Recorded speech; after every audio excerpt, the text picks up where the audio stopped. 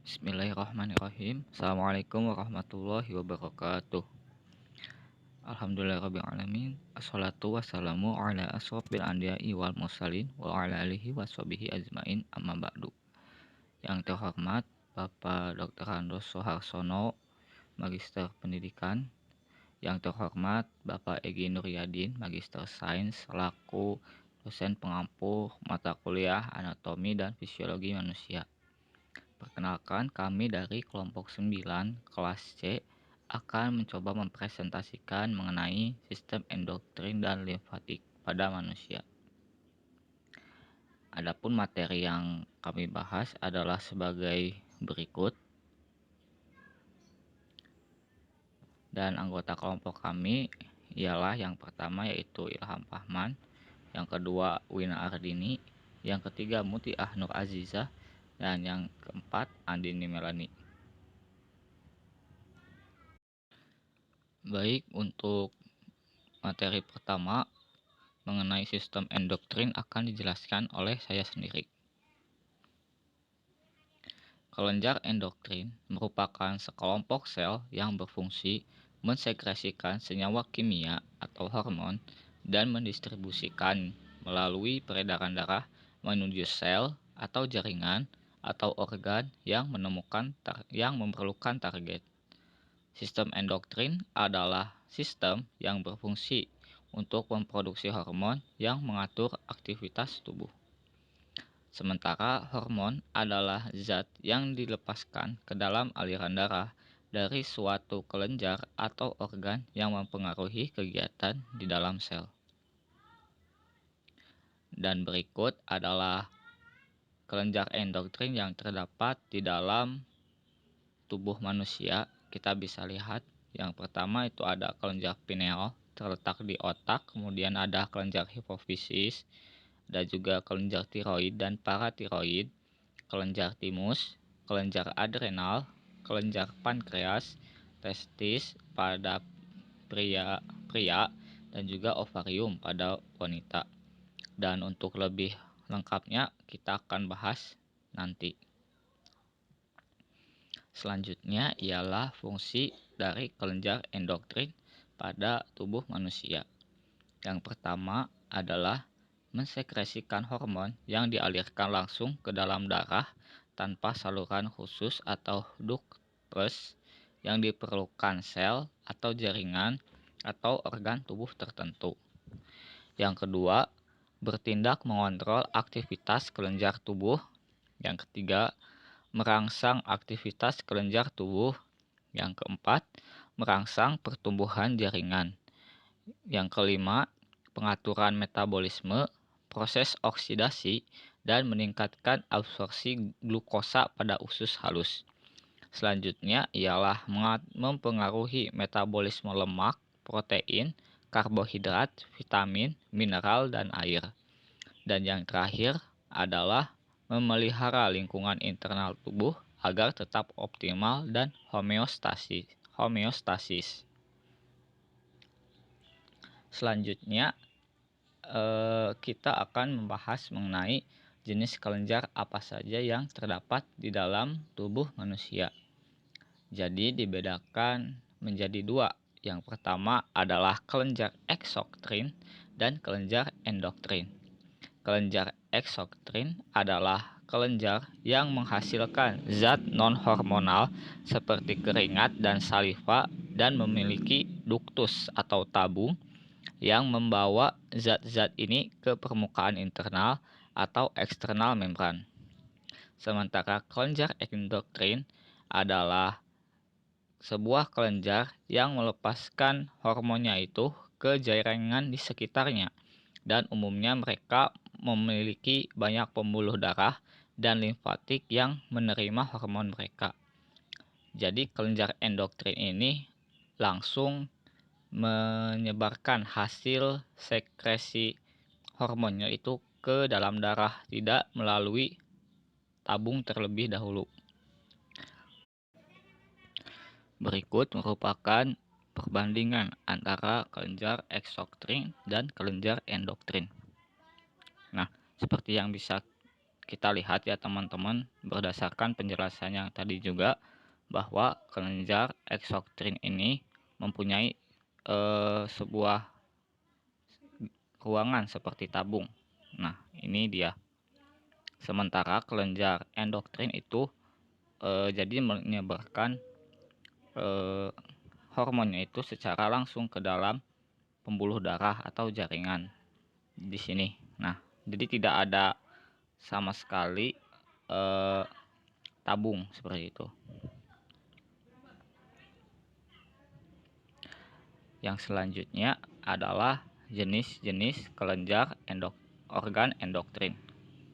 Yang pertama ialah organ endokrin primer. Organ endokrin primer ini fungsi utamanya adalah sekresi hormon,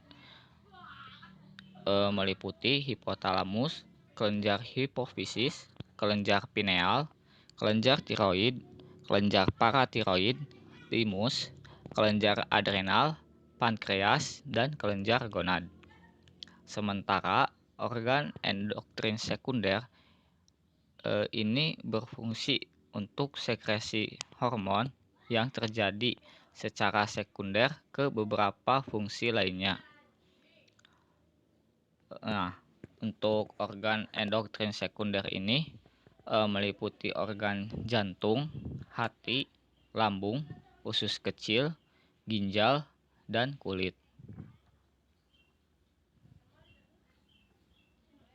Dan berikut adalah kelenjar endokrin yang terdapat di dalam tubuh manusia. Yang pertama adalah kelenjar hipofise atau pituitari atau lobus anterior. Nah, untuk jenis hormon yang dihasilkan, yang pertama adalah hormon pertumbuhan atau somatotropin, yang kedua adalah thyroid stimulating hormone atau TSH, yang ketiga adalah adrenocorticotropin atau ACTH, yang keempat follicle stimulating hormone atau FSH, luteinizing hormone atau LH, dan hormon prolaktin. Yang kedua adalah kelenjar hipofise atau pituitari atau lobus posterior. Hormon yang dihasilkan diantaranya adalah audiuretik atau vasopressin dan oksitosin. Yang ketiga adalah kelenjar tiroid. Hormon yang dihasilkan adalah hormon tiroksin dan hormon kalsitosin. Kelenjar endokrin yang keempat adalah kelenjar paratiroid. Untuk hormon yang dihasilkannya adalah hormon paratiroid atau parathormon. Yang selanjutnya adalah kelenjar adrenal. Untuk hormonnya ini terdapat di dua tempat ya. Jadi yang pertama itu di sebelah korteks itu terdapat mineralokortikoid, glukokortikoid, dan hormon seks. Kemudian untuk yang dihasilkan di medulanya ialah ada epinefrin dan nonepinefrin. Dan kelenjar adrenal ini umumnya ditemukan di ginjal. Yang keenam adalah kelenjar pankreas. Untuk hormon yang dihasilkan ialah hormon insulin, hormon glukagon, dan hormon somatostalin. Yang ketujuh ada ovarium. Untuk hormon yang dihasilkan ialah estrogen dan progesteron. Yang kedelapan ada testis. Untuk hormon yang dihasilkan adalah hormon testosteron.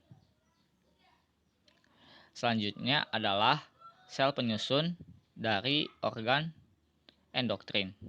Yang pertama ada sel neosekretori. Adalah sel yang berbentuk seperti sel saraf tetapi berfungsi sebagai penghasil hormon. Nah, sel ini memperhatikan fungsi endokrin sehingga dapat juga disebut sebagai sel neuroendokrin. Untuk contohnya itu adalah sel saraf pada hipotalamus. Yang selanjutnya adalah sel endokrin sejati. Nah, disebut juga sel endokrin klasik, yaitu sel endokrin yang benar-benar berfungsi sebagai penghasil hormon, tidak memiliki bentuk seperti sel saraf. Kemudian, sel endokrin sejati ini melepaskan hormon yang dihasilkannya secara langsung ke dalam cairan tubuh. Untuk yang selanjutnya adalah sifat-sifat dari hormon. Yang pertama itu aktif dalam jumlah yang kecil. Kemudian yang kedua ialah bekerja secara lokal, namun ada juga yang bekerja secara general. Untuk contoh yang bekerja secara lokal ada hormon prolaktin, sementara yang general ada hormon tiroksin. Yang ketiga itu bekerja jauh dari tempat produksi hormon tersebut. Yang keempat, akan aktif bila bebas dari ikatan protein. Yang kelima, sebagian hormon yang diproduksi oleh tubuh ini akan dirusak oleh zat antihormon. Yang selanjutnya ialah hormon berdasarkan kandungan kimianya. Nah, berdasarkan kandungan kimianya, hormon dibedakan menjadi dua. Yang pertama ada steroid yang diturunkan dari kolesterol, dan yang kedua ada hormon non-steroid yang diturunkan dari asam amino, peptida atau protein. Selain itu, terdapat juga kelompok lain. Yang pertama adalah eikosanoid, merupakan kelompok dari molekul yang disekresikan oleh sel yang menyebabkan aksi spesifik pada sel lainnya. Kemudian ada juga molekul lipid yang beraksi sebagai sinyal paraktrin karena mereka dilepaskan ke dalam cairan interstisial dan biasanya mempengaruhi hanya pada sel di dekatnya. Nah, untuk contohnya dari molekul lipid ini ada leukotrin dan prostaglandin. Dan berikut merupakan penggolongan dari sifat kimia hormon tadi. Yang pertama itu ada hormon steroid yang tergolong ke dalam hormon steroid itu. Yang pertama ada testosteron, estrogen, progesteron, kortikosteroid, dan vitamin D3. Sementara yang peptida atau tadi non-steroid itu ada hormon hipotalamus, angiotensin, somatostatin, grastin, sekretin, glukagon, kalsitonin, insulin, dan parathormon. Kemudian ada juga protein yang berukuran besar yang termasuk ke dalam ini, yaitu ada hormon pertumbuhan, ada prolaktin, hormon LH, FSH, dan TSH. Kemudian ada juga turunan tirosin. Ini mencakup katekolamin yang meliputi noradrenalin dan adrenalin. Kemudian ada juga hormon tiroid. Ini meliputi hormon tiroksin dan triiodotironin. Yang selanjutnya adalah hormon berdasarkan fungsinya. Nah, jikalau kita melihat hormon berdasarkan fungsinya, kita ini mampu mengelompokkannya menjadi 4. Yang pertama adalah hormon perkembangan. Merupakan hormon yang memegang peranan di dalam perkembangan dan pertumbuhan. Nah, untuk contohnya itu di kelenjar gonad ya, yang menghasilkan ovari, yang menghasilkan sel telur dan juga testosteron. Kemudian ada juga hormon yang mempengaruhi metabolisme. Nah, ini hormon yang mengatur proses homeostasis glukosa tubuh. Kemudian yang selanjutnya ada hormon tropik. Nah, ini dihasilkan dari kelenjar hipofise sebagai hormon perangsang pertumbuhan folikel atau FSH pada ovarium dan proses spermatogenesis atau hormon LH. Yang selanjutnya adalah hormon pengatur metabolisme air dan mineral atau hormon kalsitonin. Dihasilkan oleh kelenjar tiroid untuk metabolisme kalsium dan fosfor. Yang selanjutnya adalah kita mampu mengelompokkan hormon berdasarkan kinerja untuk menstimulasi targetnya. Nah, yang pertama itu ada hormon tropik. Nah, hormon tropik ini adalah hormon yang bekerja untuk mempengaruhi kelenjar endokrin lain untuk mensekresikan hormonnya. Nah, untuk contohnya itu ada hormon thyroid stimulating hormone atau TSH dan juga ada hormon adrenocorticoid kortikotropik hormon atau ACTH. Selanjutnya ada juga yang termasuk ke dalam hormon non-tropik. Nah, hormon non-tropik ini merupakan hormon yang bekerja di jaringan target non-endokrin. Nah, untuk contohnya itu ada hormon parathormon dan aldosteron. Nah, untuk yang selanjutnya ada fungsi hormon. Nah, fungsi hormon secara umum di sini. Yang pertama itu membedakan sistem saraf pusat dan sistem reproduktif pada janin yang sedang berkembang. Yang kedua adalah menstimulasi urutan perkembangan. Yang ketiga, mengkoordinasi dan memelihara sistem reproduktif. Yang keempat, memelihara lingkungan internal optimal. Yang kelima, melakukan respon korektif dan adaptif ketika terjadi situasi darurat. Selanjutnya, menghasilkan hormon yang dialirkan ke dalam darah yang diperlukan oleh jaringan dalam tubuh tertentu. Selanjutnya, mengontrol dan merangsang aktivitas kelenjar tubuh, merangsang pertumbuhan jaringan, mengatur metabolisme oksidasi, meningkatkan absorpsi gula pada usus, dan yang terakhir, mempengaruhi metabolisme lemak, protein, hidrat arang, vitamin, mineral, dan juga air. Yang selanjutnya kita akan membahas mengenai mekanisme kerja pada hormon. Nah, hormon ini dilepas dari sel-sel khusus ke dalam aliran darah. Kemudian hormon-hormon ini dibawa ke sel-sel target atau responsi cells sehingga akan menimbulkan efek hormon. Nah, untuk melakukan kinerja ini, sel-sel harus melakukan komunikasi antara satu dengan yang lainnya melalui sinyal kimiawi. Nah, sinyal kimiawi ini dapat berupa molekul kimia sederhana seperti derivat asam amino atau derivat asam lemak, atau senyawa yang lebih kompleks seperti peptida, protein, atau steroid. Nah, seperti yang kita dapat perhatikan pada gambar ya teman-teman, bahwa hormon ini kan tadinya dihasilkan oleh kelenjar endokrin. Nah, adapun hormon ini nantinya akan dialirkan oleh darah ke tempat yang dituju oleh hormon ini gitu. Jadi hormon ini akan bekerja secara spesifik seperti itu. Kemudian di sini juga kita dapat melihat beberapa karakteristik dari hormon. Mungkin disebutkan salah satunya saja ya, bahwa yang pertama itu karakteristiknya adalah sintesis hormon steroid contohnya itu disintesis sesuai kebutuhan. Nah, berbahan dasar kolesterol. Kemudian untuk hormon peptide atau protein ini disintesis terlebih dahulu yang bahannya itu asam amino. Sementara untuk hormon tiroid juga sama, disintesis terlebih dahulu, kemudian disimpan sebagai bagian dari tiroglobulin.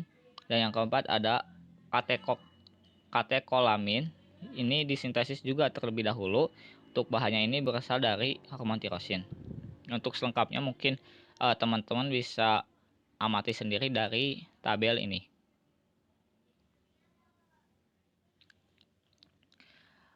Kemudian untuk selanjutnya ini dalam menentukan sel targetnya.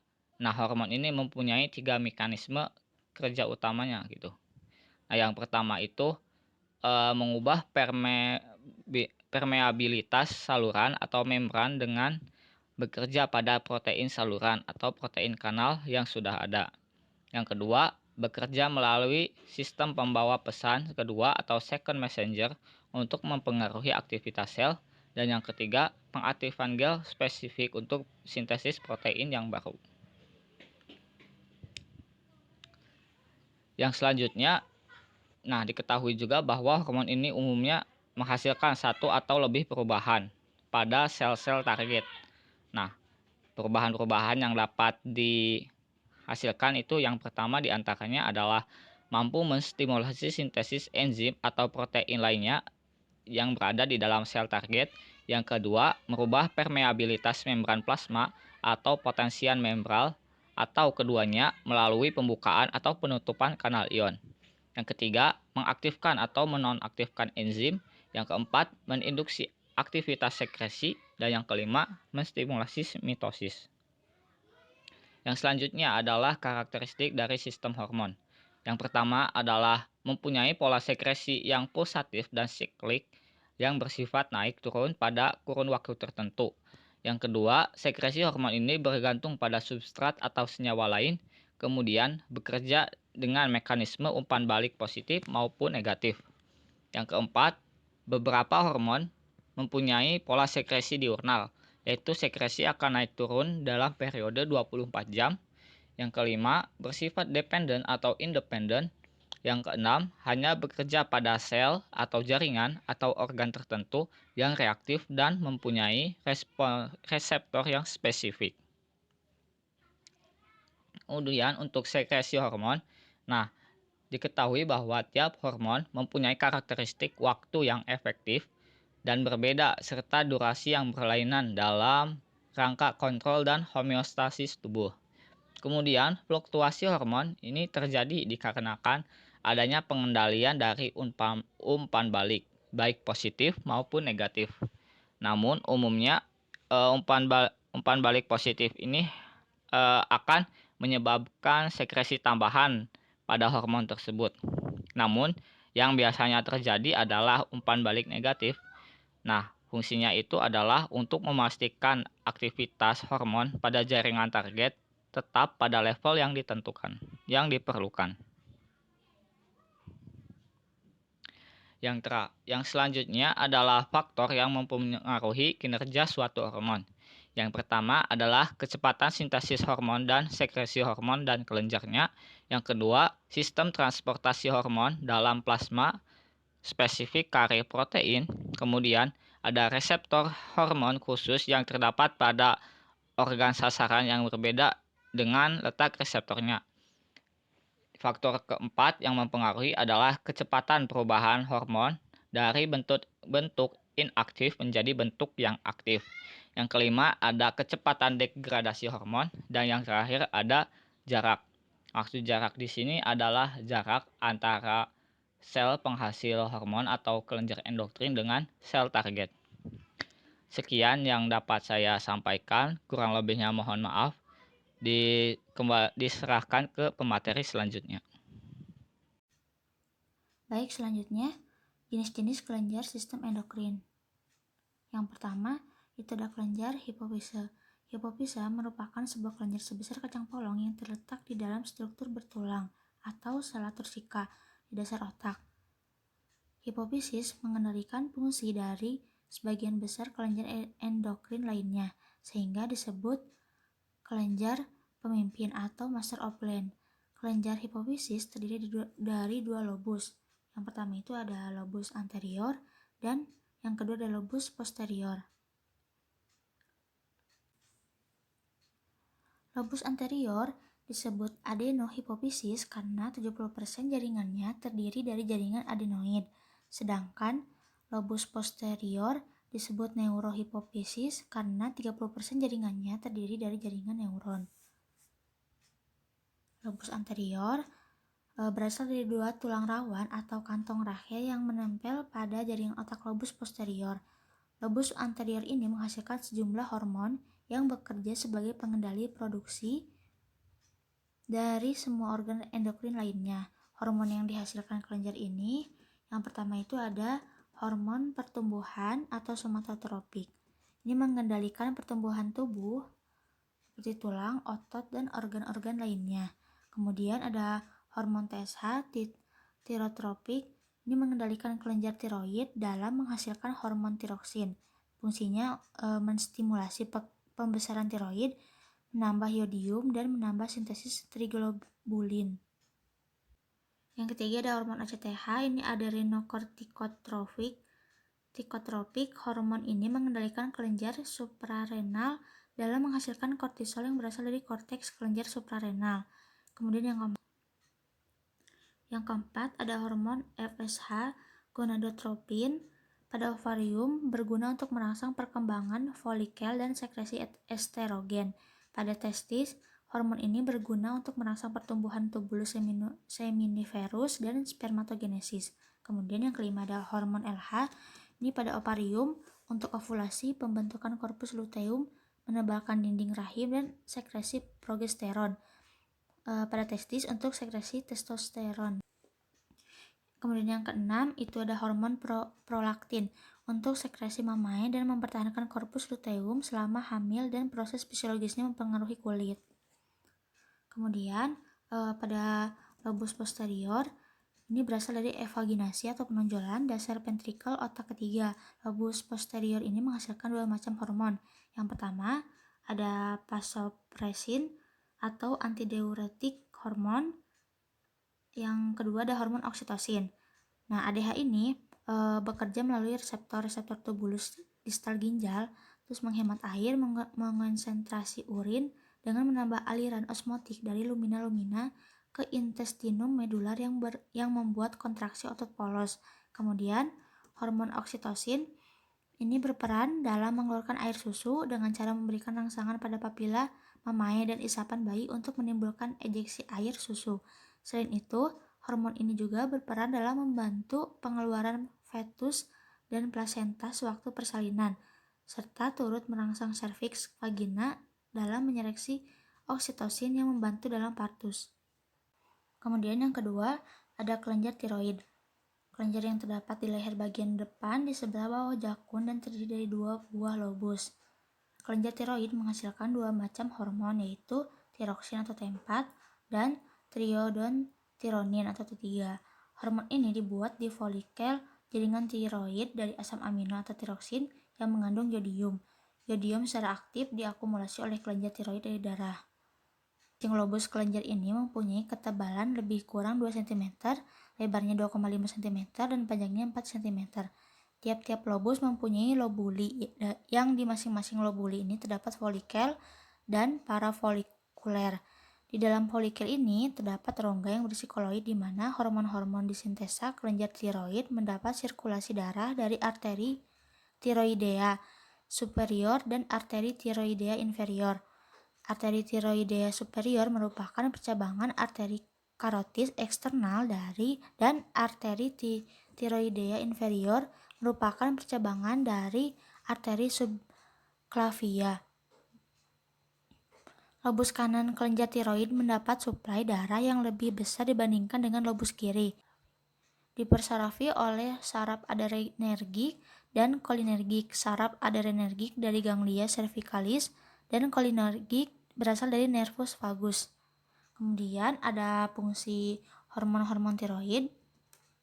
Yang pertama ini mengatur laju metabolisme tubuh baik T3 dan T4, kedua-duanya meningkatkan metabolisme karena peningkatan konsumsi oksigen dan produksi panas. Efek ini pengecualian untuk otak, lien, dan paru-paru dan testis. Kedua, hormon ini tidak berbeda dalam fungsi namun berbeda dalam intensitas dan cepatnya reaksi. T3 lebih cepat dan lebih kuat reaksinya, tetapi waktunya lebih singkat dibanding dengan T4. T3 lebih sedikit jumlahnya dalam darah. T4 dapat dirubah menjadi T3 setelah dilepaskan dari folikel kelenjar. Yang ketiga ada memegang peranan penting dalam pertumbuhan fetus, khususnya pertumbuhan saraf dan tulang. Kemudian yang keempat, ini untuk mempertahankan sekresi GH dan gonadotrofin. Kemudian yang kelima, efek kronotropik dan inotropik terhadap jantung, yaitu menambah kekuatan kontraksi otot dan menambah irama jantung. Yang keenam, merangsang pembentukan sel darah merah. Yang ketujuh, mempengaruhi kekuatan dan ritme pernapasan sebagai kompensasi tubuh terhadap kebutuhan oksigen akibat metabolisme. Yang kedelapan, bereaksi sebagai antagonis insulin. Tirokalsitonin mempunyai jaringan sasaran tulang dengan fungsi utama menurunkan kadar kalsium serum dengan menghambat reabsorpsi kalsium di tulang. Faktor utama yang mempengaruhi sekresi kalsitonin adalah kadar kalsium serum. Kadar kalsium serum yang rendah akan menekan pengeluaran tirokalsitonin dan sebaiknya peningkatan kalsium serum akan merangsang pengeluaran tirokalsitonin. Faktor tambahan adalah diet kalsium dan sekresi gastrin di lambung. Paratiroid secara normal ada 4 buah kelenjar pada manusia yang terletak tepat di belakang kelenjar tiroid.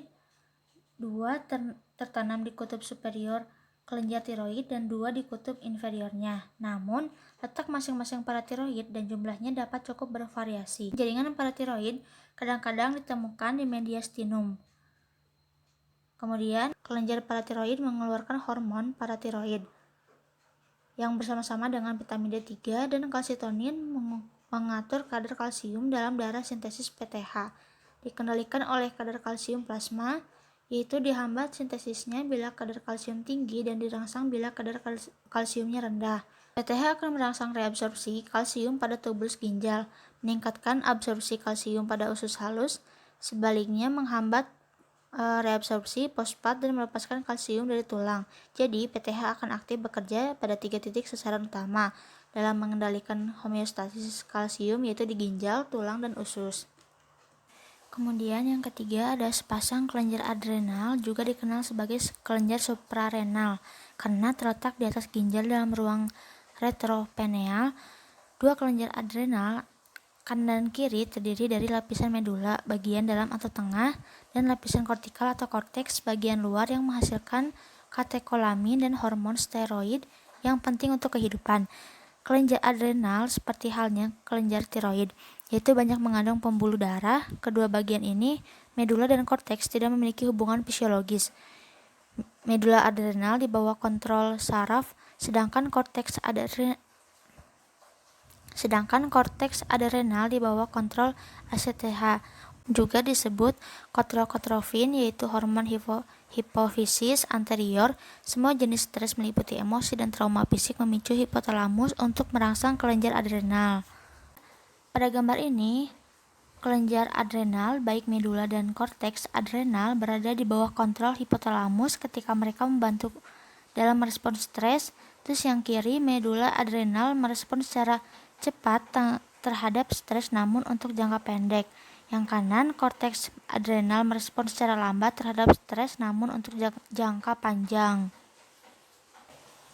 Korteks adrenal ini dibagi menjadi 3. Yang pertama itu ada zona glomerulosa pada bagian terluar yang mensintesis hormon mineralokortikoid, utamanya aldosteron.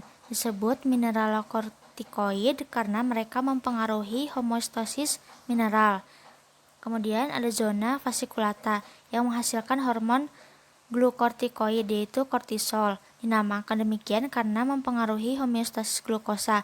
Kemudian yang ketiga, zona reticularis pada bagian dalam yang menghasilkan hormon seks pria atau androgen, utamanya dehydropiandroteron dan androstenedion. Medula adrenal ditemukan di bawah korteks pada bagian tengah kelenjar, mengandung sel kromafin yang berfungsi sebagai sel pasca ganglion dari sistem saraf simpatis, utamanya mensekresikan epinefrin sekitar 80% dari sekresi, dan epinefrin dan dopamin dengan kadar yang kecil ke dalam aliran darah. Efek dari epinefrin dan norepinefrin meliputi yang pertama, penurunan aliran darah ke viscera dan kulit. Yang kedua, peningkatan aliran darah ke otot rangka, paru-paru, dan sistem saraf. Kemudian konversi glikogen menjadi glukosa untuk menaikkan kadar glukosa darah dan peningkatan laju respirasi seluler. Ada kelenjar pankreas. Ini terletak di retroperitoneal rongga abdomen bagian atas horizontal dari duodenum ke lien atau organ limpatik. Pankreas merupakan suatu organ yang panjangnya itu dan tebalnya itu sekitar 12,5 cm dan tebalnya kurang lebih 2,5 cm. Pankreas terbentang dari atas sampai ke lengkungan besar dari perut dan biasanya dihubungkan oleh 2 saluran ke duodenum. Organ ini dapat diklasifikasikan ke dalam 2 bagian, yaitu kelenjar endokrin dan eksokrin. Ada 2 jaringan utama yang menyusun pankreas, yaitu jaringan asini yang berfungsi untuk mensekresi getah pencernaan dalam duodenum, dan ada pulau Langerhans. Pulau Langerhans adalah kumpulan sel berbentuk ovoid berukuran 76 kali 175 mm dan berdiameter 20-300 mikron tersebar di seluruh pankreas. Walaupun lebih banyak ditemukan di ekor daripada kepala dan badan pankreas, pulau-pulau ini menyusun 1-2% berat pankreas. Pada manusia, terdapat 1,1-2 juta pulau, masing-masing memiliki pasokan darah yang besar. Kemudian pada sel-sel dalam pulau ini dapat dibagi menjadi beberapa jenis bergantung pada sifat pewarnaan dan morfologinya. Pada manusia paling sedikit terdapat 4 jenis sel. Yang pertama ada sel alfa, kemudian ada beta, delta, dan F. Sel A ini mensekresikan glukagon dan sel B mensekresikan insulin. Sel D atau delta itu mensekresikan somatostatin dan sel F itu mensekresikan polipeptida pankreas. Sel B yang merupakan sel terbanyak dan membentuk 60-70% sel dalam pulau. Umumnya terletak di bagian tengah pulau. Sel-sel ini cenderung dikelilingi oleh sel A yang membentuk 20% dari sel total, serta sel D dan F yang lebih jarang ditemukan.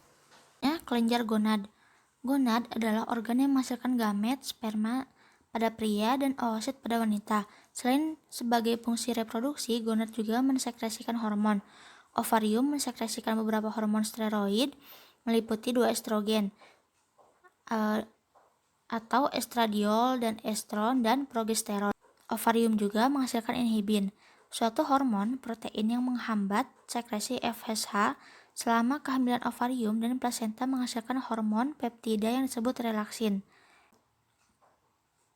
yang meningkatkan fleksibilitas dari simfibis pubis selama kehamilan dan membantu melebarkan serviks uterin selama persalinan. Aksi ini membantu keluarnya bayi dengan mudah karena terjadi perbedaan jalan lahir. Gonad laki-laki, testis, kelenjar oval yang terletak di skrotum. Hormon utama yang dihasilkan dan disekresi oleh testis adalah testosteron, yaitu androgen atau hormon seks pria. Testosteron merangsang testis sebelum kelahiran, mengatur produksi sperma, dan merangsang perkembangan dan pemeliharaan karakteristik seks sekunder pria, seperti pertumbuhan janggut dan pendalaman suara. Testis juga memproduksi inhibin yang menghambat sekresi Fs. Hormon testosteron, strukturnya steroid, jaringan targetnya sebagian besar sel, responnya membantu spermatogenesis, kemudian perkembangan genital, memelihara fungsi organ reproduksi, karakteristik seks sekunder, dan perilaku seksual.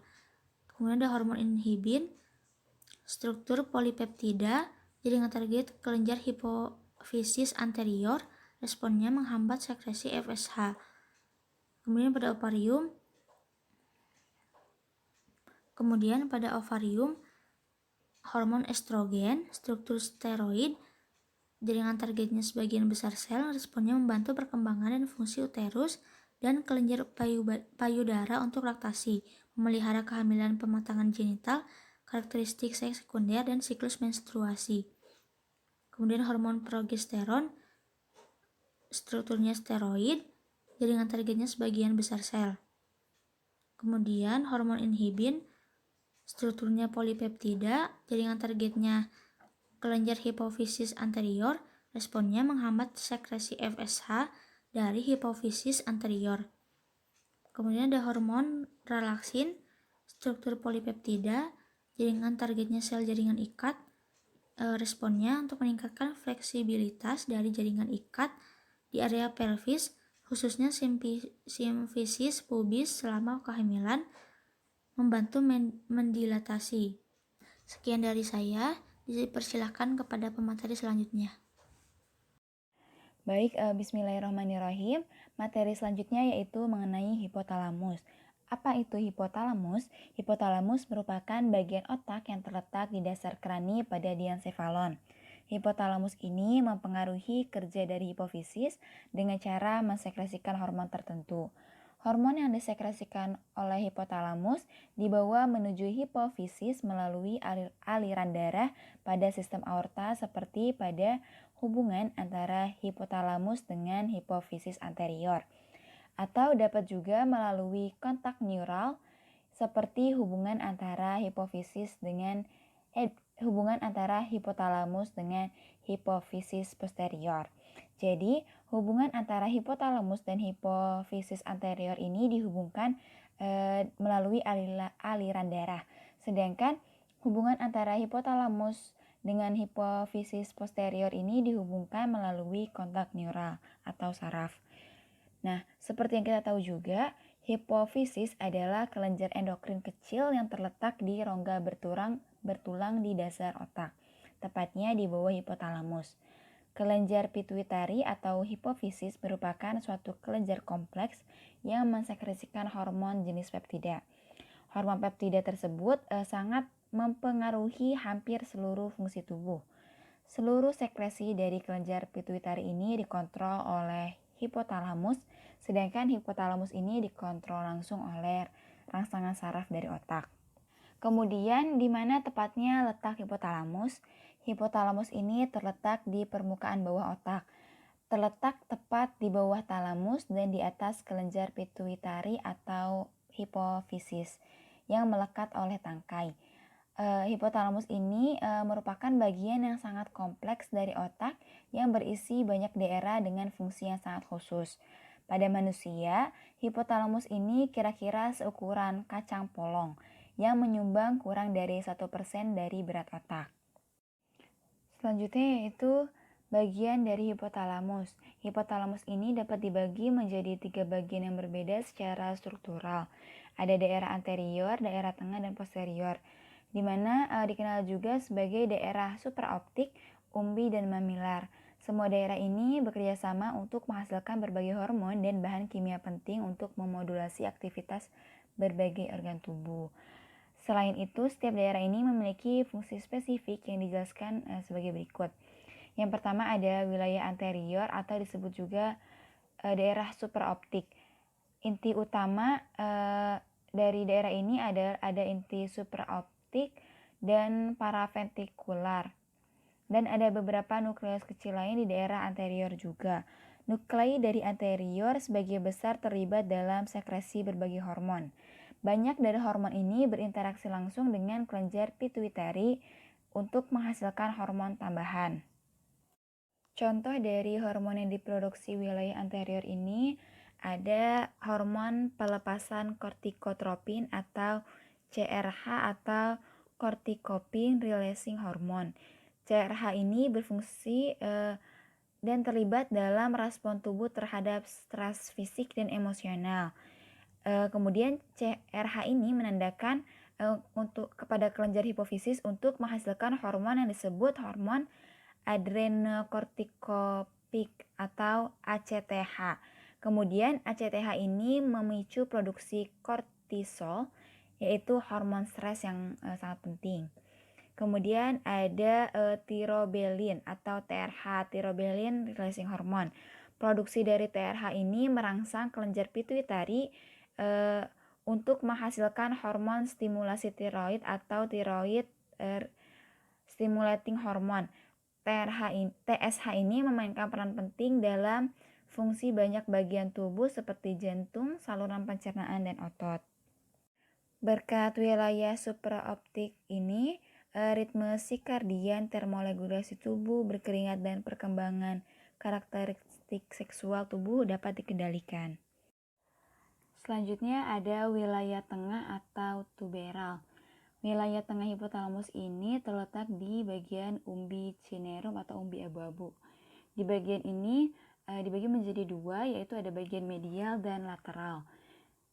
Pada bagian medial terdapat inti dorsomedial dan ventromedial yang mempengaruhi kontrol impuls makan, di mana inti dorsomedial ini berhubungan dengan nafsu makan, sedangkan inti ventromedial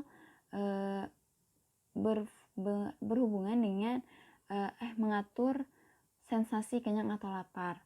Di wilayah ini juga merupakan nukleus arcuata yang menghambat produksi susu pada wanita dengan menghambat pelepasan hormon yang disebut dengan prolaktin.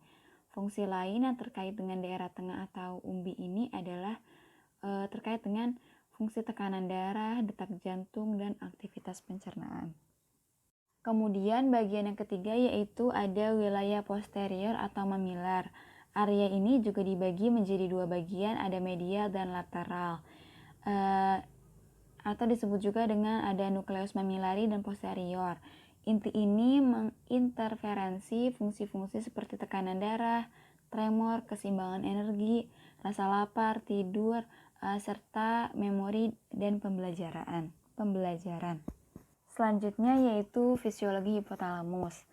Hipotalamus juga merupakan pengendali utama dari hipofisis anterior dan posterior. Dengan demikian, hipotalamus ini menjadi pengendali global semua sistem endokrin. Kelenjar hipofisis mempunyai dua komponen dan dua komponen ini tuh mempunyai fungsi yang tidak sama.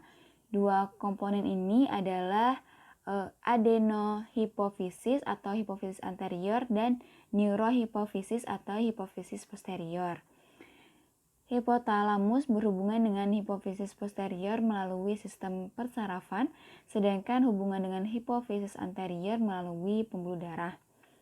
Hormon hipofisis posterior dihasilkan oleh hipotalamus yang kemudian melalui akson dari saraf dibawa dan disimpan ke dalam kelenjar hipofisis posterior. Kemudian, apa aja hormon yang dihasilkan oleh hipotalamus?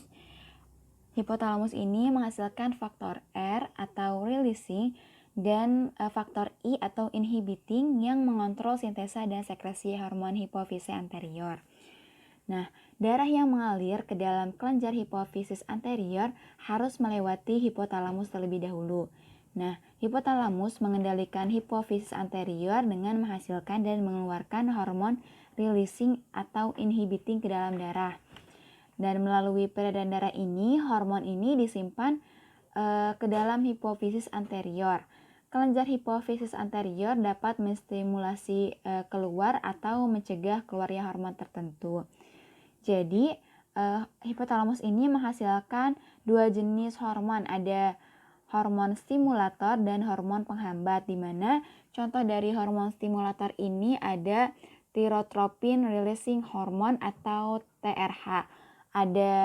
Kemudian ada growth hormone releasing hormone atau GHRH, ada corticotropin releasing hormone atau CRH, dan ada gonadotropin releasing hormone atau GnRH. Nah, sedangkan contoh dari hormon penghambat ini ada growth hormone inhibiting hormone atau somatostatin. Nah, somatostatin juga menghambat pelepasan dari hormon TRH yang terstimulasi oleh thyrotropic. Selain itu, hormon prolaktin yang disekresi oleh hipofisis anterior juga terhambat oleh adanya dopamin sebagai prolactin inhibiting factor hipotalamic primer. Namun selain itu, GnRH associated peptide atau GAP dari Eminencia mediana juga berpotensi sebagai penghambat sekresi prolaktin. Selanjutnya ada mekanisme kerja hipotalamus. Interaksi antara hipotalamus, hipofisis, dan kelenjar endokrin lainnya dikenal sebagai sumbu hipotalamus-hipofisis endokrin.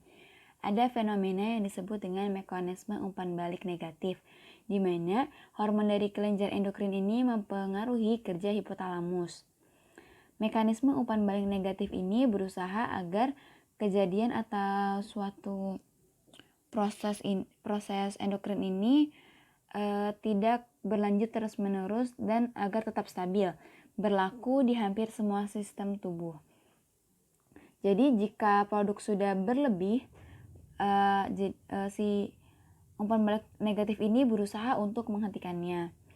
Melalui pelepasan hormon, hipotalamus mengontrol reproduksi, pertumbuhan, metabolisme, konservasi air, tekanan darah, menyusui, persalinan, dan respon terhadap banyak fungsi tubuh lainnya.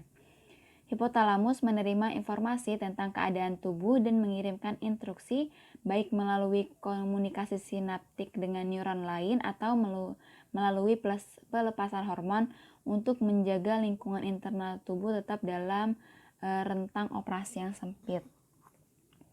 Putaran umpan balik negatif yang beroperasi di sumbu hipotalamus hipofisis endokrin ini memberikan beberapa pengetahuan info tentang kita bagaimana hipotalamus mempertahankan lingkungan internal tubuh. Ada banyak contoh putaran umpan balik negatif. Umpan balik negatif ini misalnya ada hipotalamus mengontrol laju metabolisme sebagaimana melalui kontrol kelenjar tiroid. Nah, bisa kita lihat pada gambar, hipotalamus ini melepaskan hormon pelepas tirotropin atau tirotropin releasing hormone yang memicu hipofisis anterior untuk melepas hormon perangsang tiroid atau thyroid stimulating hormone yang pada gilirannya merangsang kelenjar tiroid untuk melepas hormon tiroid. Dan hormon tiroid ini berjalan menuju ke seluruh tubuh untuk merangsang terjadinya metabolisme sel. Selain aksinya ke seluruh tubuh, hormon tiroid juga bekerja di hipotalamus untuk menghalanginya melepaskan TRH tambahan atau TRH tambahan. Ketika hormon tiroid turun ke tingkat yang rendah di mana metabolisme melambat, hipotalamus ini dilepaskan dari penghambat dan mulai melepaskan TRH lagi, dan dengan demikian laju metabolisme tubuh tetap dalam kisaran yang sempit. Selanjutnya ada hormon sistem reproduksi. Hormon yang mempengaruhi sistem reproduksi yang pertama yaitu thyroid stimulating hormone, di mana target dari hormon ini adalah kelenjar tiroid untuk menstimulasi sintesis dan mengeluarkan hormon tiroid. Kemudian ada andretokortikotropik hormon yang targetnya adalah kulit luar dari kelenjar adrenal yang menstimulasi sekresi glukokortikoid. Kemudian ada prolaktin atau PRL yang targetnya adalah kelenjar susu dan merangsang produksi susu. Diatur oleh produksi hormon plasenta selama kehamilan dan stimulasi dari puting susu selama menyusui. Kemudian ada follicle stimulating hormone atau FSH. Hormon FSH ini adalah hormon reproduksi yang diproduksi oleh kelenjar pituitari. Kelenjar ini ada di otak dan memiliki ukuran sebesar kacang polong atau kelenjar hipofisis. Fungsi dari hormon ini yang paling utama adalah mengoptimalkan perkembangan fisik manusia saat memasuki usia pubertas. Hormon ini sama ada dalam tubuh pria dan wanita tapi fungsinya berbeda, di mana fungsi pada wanita ini berperan penting terhadap proses pembentukan sel telur dan mengendalikan siklus menstruasi, sedangkan hormon FSH pada pria ini berfungsi untuk mengendalikan sperma dan perkembangan organ reproduksi serta organ kelamin pria. Selanjutnya ada luteinizing hormone, di mana hormon ini pada pria merangsang selin terstisial untuk mengekskresi hormon testosteron. Hormon LH juga diproduksi oleh kelenjar pituitari yang memiliki keterkaitan dengan hormon FSH. Kedua hormon ini tuh saling melengkapi satu sama lain, terutama dalam siklus menstruasi wanita. Atau hormon LH ini juga berperan penting dalam pematangan folikel, mendorong ovulasi, dan merangsang keluarnya korpus luteum untuk mensekresikan estrogen dan progesteron. Sedangkan pada pria fungsi hormon ini seperti yang sudah disebutkan tadi untuk merangsang produksi testosteron dan untuk mempengaruhi tingkat produksi sperma pria. Kemudian ada hormon testosteron. Nah, hormon testosteron ini lebih dikenal dengan hormon seks pria karena hormon ini memang lebih banyak diproduksi dalam tubuh pria. Akan tetapi wanita juga memproduksi hormon testosteron namun dalam jumlah yang sedikit. Produksi hormon testosteron pada pria untuk mengendalikan gairah seks, memproduksi sperma, dan mempengaruhi kepadatan serta kekuatan tulang. Pada masa pubertas, kadar hormon testosteron pada pria akan meningkat dan perlahan akan menurun saat memasuki usia 30 tahun. Sementara itu, fungsi dari hormon testosteron pada wanita adalah untuk mengontrol suasana hati dan juga meringankan rasa nyeri haid. Kemudian ada hormon estrogen. Jika sebelumnya hormon testosteron ini lebih banyak diproduksi pada pria, maka hormon estrogen ini lebih banyak diproduksi pada tubuh wanita. Jadi kadar hormon estrogen pada wanita ini lebih tinggi. Hormon estrogen disebut juga dengan hormon seks wanita karena memiliki peran penting dalam perkembangan seksual remaja wanita saat pubertas. Selain itu, hormon ini juga dapat mengendalikan pertumbuhan dinding rahim selama periode menstruasi dan masa kehamilan. Sedangkan pada pria, hormon estrogen ini berperan penting untuk menjaga kesehatan sperma. Jadi, hormon estrogen pada pria ini dapat membuat kualitas sperma menurun dan dapat juga memicu disfungsi ereksi.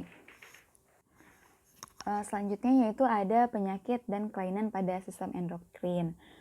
Penyakit dan kelainan pada sistem endokrin yang berkaitan dengan fungsi kardiovaskular yang pertama yaitu kenaikan detak jantung yang dipengaruhi oleh hormon epinefrin, di mana peningkatan laju detak jantung akibat peningkatan jumlah epinefrin yang dilepaskan oleh medula adrenal. Kemudian ada penyakit hipertensi. Kemudian ada selanjutnya yaitu penyakit dan kelainan pada sistem endokrin yang berkaitan dengan fungsi reproduksi. Yaitu contohnya ada hipergonadisme yang dipengaruhi oleh hormon estrogen dan testosteron, di mana sterilitas dan kekurangan karakteristik seks sekunder yang dikarenakan adanya kekurangan estrogen pada wanita dan androgen atau testosteron pada pria. Selanjutnya ada penyakit dan kelainan yang berkaitan dengan pertumbuhan. Ada contohnya ada dwarfisme yang dipengaruhi oleh hormon STH, di mana kekerdilan akibat kekurangan hormon pertumbuhan dari kelenjar pituitari anterior selama masa kecil. Kemudian ada gigantisme yang dipengaruhi juga oleh hormon STH, di mana pertumbuhan abnormal yang terjadi apabila terdapat hipersekresi dari hormon pertumbuhan pada masa kanak-kanak. Kemudian ada penyakit dan kelainan pada sistem endokrin yang berkaitan dengan metabolisme. Yang pertama ada diabetes mellitus yang dipengaruhi oleh hormon insulin, di mana penyakit ini disebabkan oleh defisiensi insulin dari sel beta pankreas. Kemudian ada kretinisme yang dipengaruhi oleh hormon tiroid, di mana ini terjadi dwarfisme yang disebabkan oleh efisiensi hormon tiroid pada masa kanak-kanak dan biasanya diikuti dengan kelainan mental. Materi selanjutnya yaitu mengenai sistem limfatik. Apa itu sistem limfatik? Sistem limfatik adalah sebuah sistem sirkulasi sekunder yang berfungsi mengalirkan limfa atau getah bening dalam tubuh yang berasal dari cairan atau protein yang hilang. Sistem ini dianggap juga sebagai sistem pelengkap dari sistem imunitas tubuh. Limfa berasal dari plasma darah yang keluar dari sistem kardiovaskular ke dalam jaringan di sekitarnya. Cairan ini kemudian dikumpulkan oleh sistem limfa melalui proses difusi ke dalam kelenjar limfa dan dikembalikan ke dalam sistem sirkulasi. Jadi sistem saluran limfa ini berhubungan erat dengan sistem sirkulasi darah. Kalau di gambar bisa kita lihat ada percabangan yang berwarna hijau. Nah, itu merupakan sistem limfatik. Selanjutnya yaitu sistem limfatik ini memiliki 3 fungsi utama. Yang pertama yaitu mengalirkan kelebihan cairan interstitial, di mana pembuluh limfa ini mengalirkan kelebihan cairan interstitial yang berasal dari ruang antar sel pada jaringan dan kemudian mengembalikannya ke dalam pembuluh darah. Jadi kenapa perlu ada cairan atau kenapa cairan ini mengalami kelebihan gitu ya. Jadi sekitar 20 liter plasma mengalir melalui arteri tubuh, arteriol, dan kapiral yang lebih kecil pada setiap harinya. Jadi setelah pembuluh ini memberikan nutrisi ke sel dan jaringan tubuh dan kemudian menerima produk limbahnya, sekitar 17 liter dikembalikan ke sirkulasi melalui pembuluh darah. Jadi hanya 17 liter yang dikembalikan dari 20 liter. Jadi 3 liter sisanya meresap melalui kapiler dan masuk ke jaringan tubuh. Sistem limfatik ini mengumpulkan kelebihan cairan ini yang kemudian disebut dengan cairan getah bening dari jaringan tubuh kita gitu, dan akhirnya menggerakkan sampai dialirkan kembali ke aliran darah. Fungsi yang kedua yaitu transportasi lemak. Di dalam saluran pencernaan, sebagian besar penyerapan nutrisi ini terjadi di ilium, yang dilengkapi dengan porasi kecil seperti jaring yang disebut dengan villi, yang secara luas meningkatkan luas penyerapan.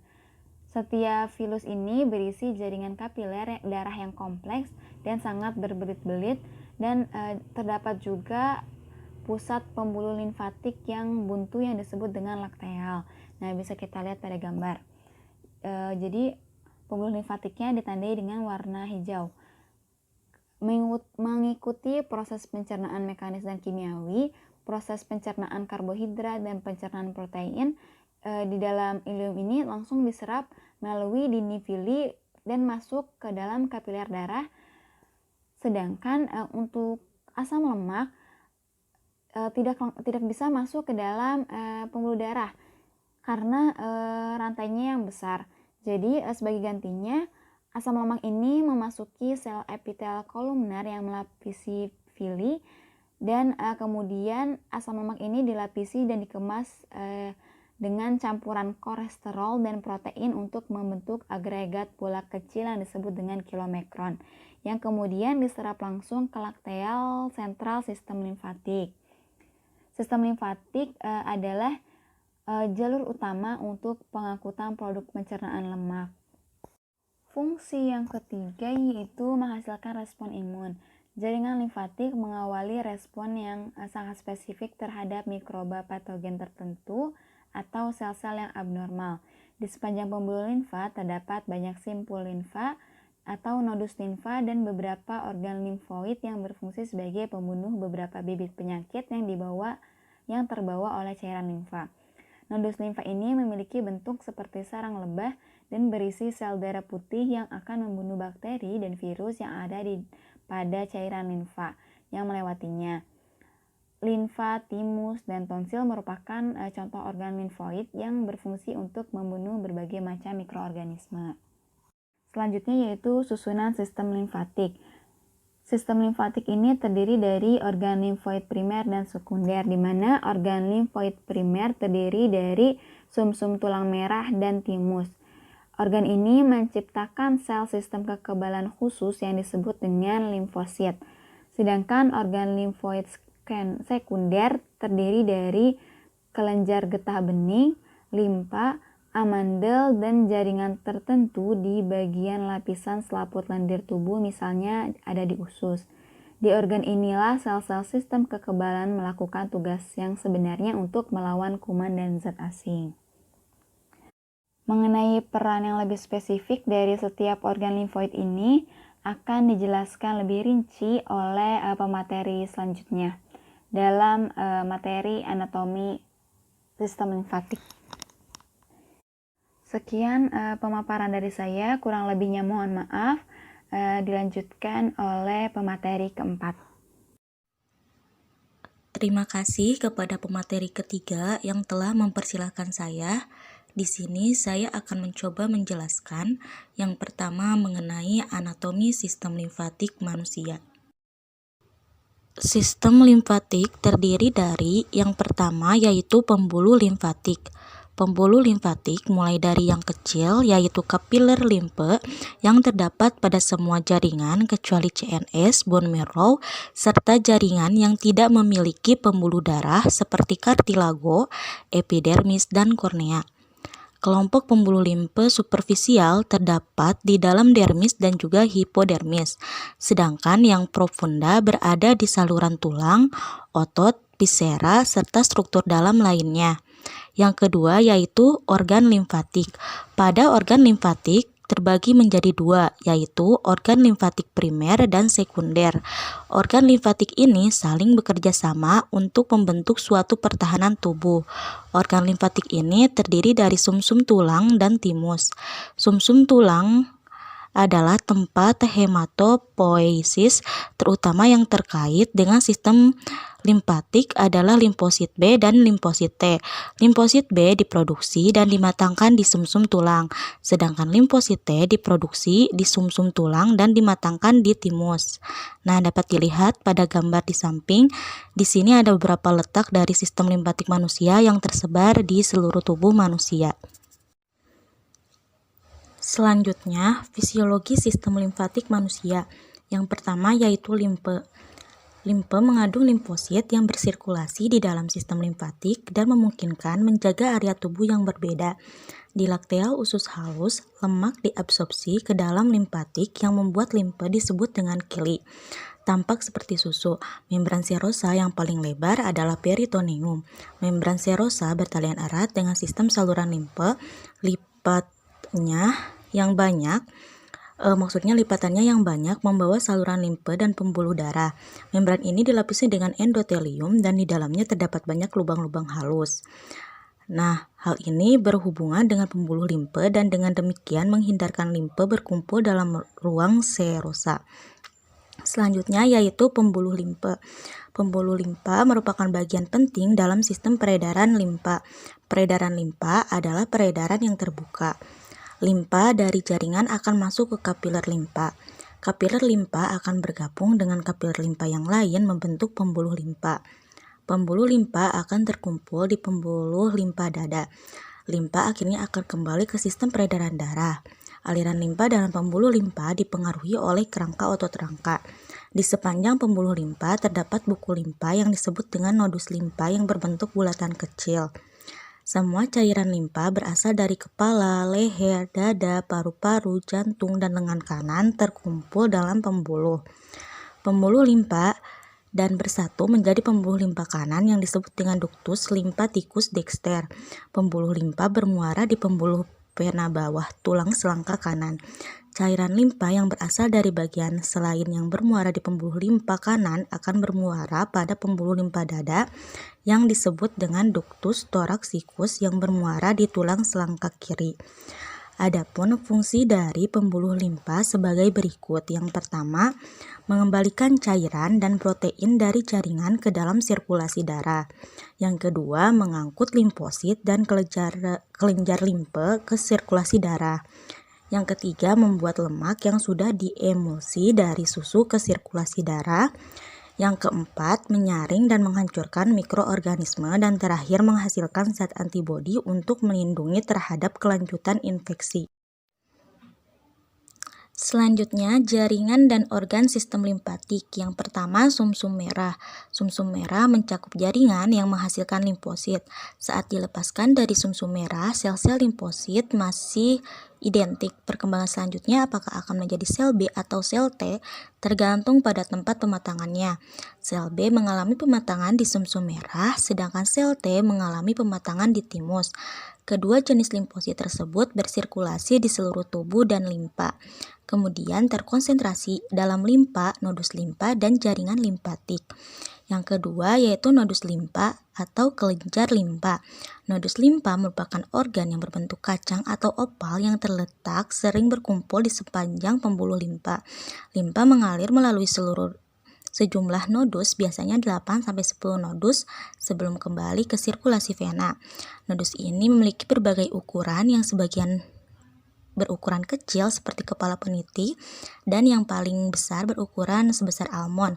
Sebuah kelenjar limfa mempunyai pinggiran yang cembung dan juga cekung. Pinggiran cekung disebut dengan hilum, sebuah kelenjar yang terdiri atas jaringan fibrus, jaringan otot, dan jaringan kelenjar. Di sebelah luar, jaringan limfa terbungkus oleh kapsul fibrus. Dari sini keluar tajuk-tajuk dari jaringan otot dan fibrus, yaitu trabekule masuk ke dalam kelenjar dan membentuk sekat-sekat.